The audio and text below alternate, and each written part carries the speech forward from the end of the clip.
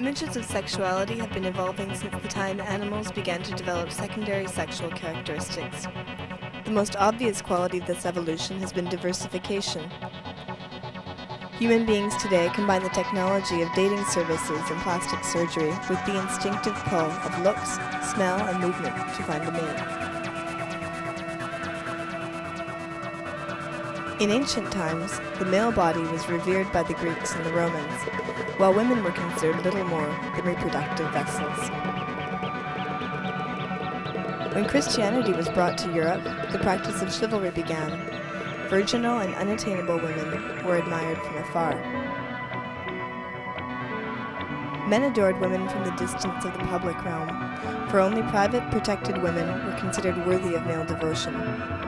This attitude continued to prevail through the Renaissance into the first half of the 20th century.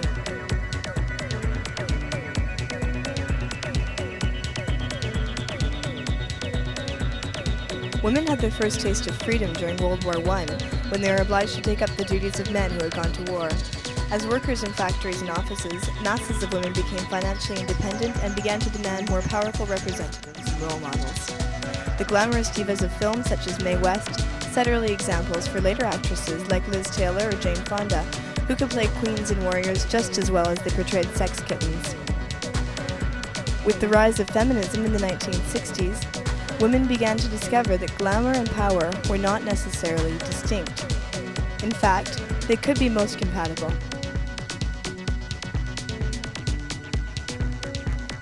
The 70s brought forth an even greater diversity of gender roles and sexual images.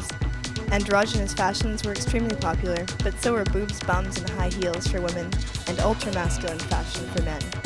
Most intriguing, however, was the crossover that was beginning to take place.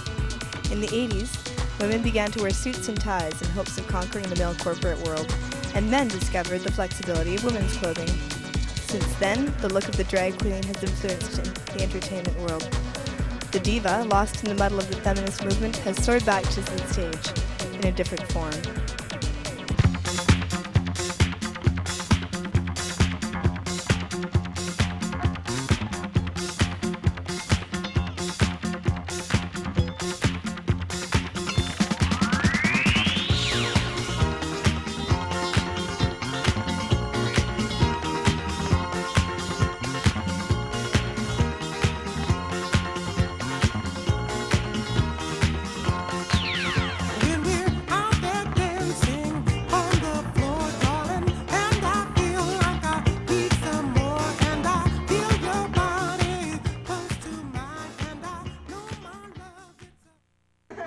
What got me doing drag the first time was a bet. I was at a drag show with a friend of mine, and we'd had a bit to drink, and the show wasn't very good, and we were a bit mouthy. And after the show, one of the performers came up to me and gave me a hard time. How dare you interrupt our show? I'll bet you $100 that you couldn't do any better. So she gave me a month to rehearse. Who was the performer? Her name? No, I want to give her name. Oh, She's still around. And needless to say, I won the bet. So that's how I got started.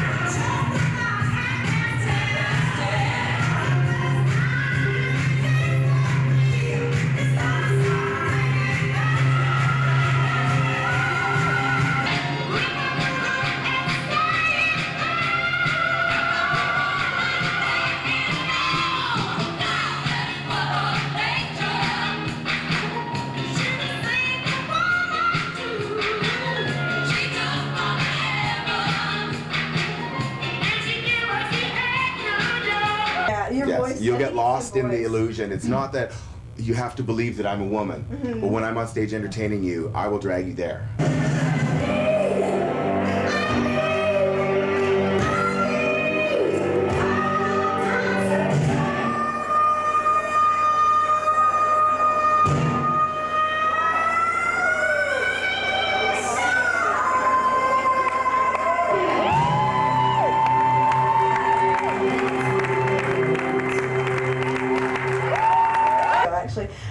Do you admire anyone or model yourself upon anyone in particular? Well, I guess my greatest admirer would be Miss Patti LaBelle. She's my favorite. I love her. I love her. Aretha Franklin, Queen of Soul. Right. Right on, right on. Jennifer Holliday. Natalie Cole. You don't know Jennifer Holiday, Dreamgirls? No. And I am telling you. No. Yeah, she was a telephone operator, and she went for an audition on Broadway. She'd never done anything before, and she's big, 300 pounds, and she got the part and sang Up a Storm.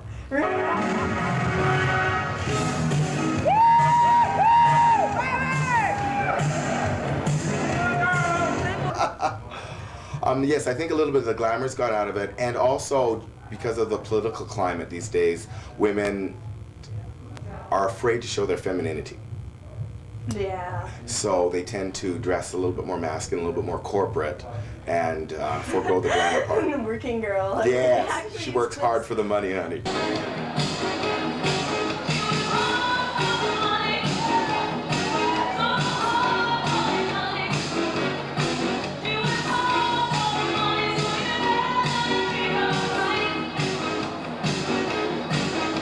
So I said, hey, this is kind of cool. And I've always wanted to be a performer, and as long as the audience was clapping, I said, well, let's go for it.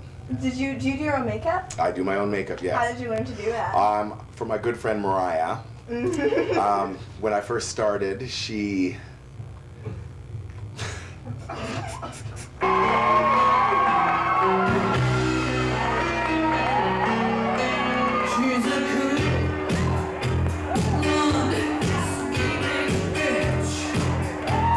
This is about theater. This is about legitimate theater also. I've done many films, gratefully.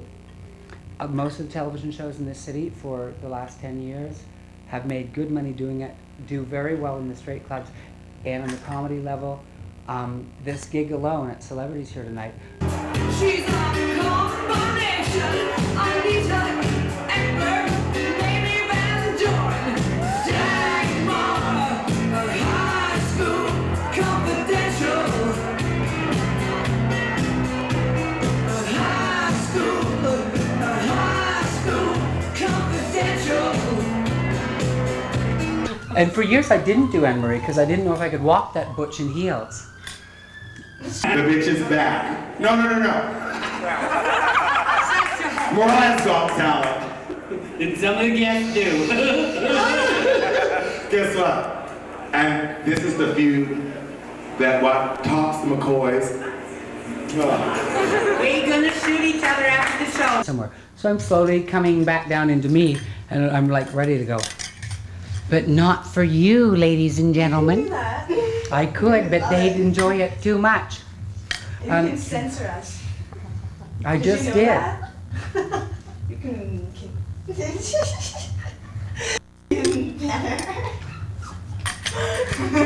That was just censoring.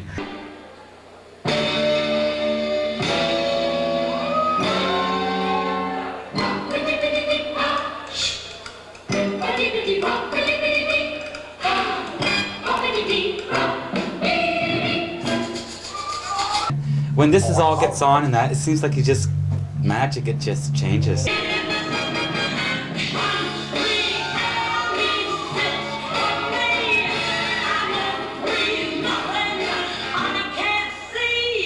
Of my experience of doing shows with the Great Imposters, we've been played small towns all in Ontario and all across Canada. Oh, really? And these were all straight clubs, and the women and the men just seemed to loved it in that because they're not used to seeing glamour because they're used to seeing your local top 40 bands. Or like cover bands that they have at the Yale or at the Hotel California. Yeah, or in Thunder Bay, like Ontario. Oh my God, yeah. That would be Or Wawa. Wawa. On the way to here.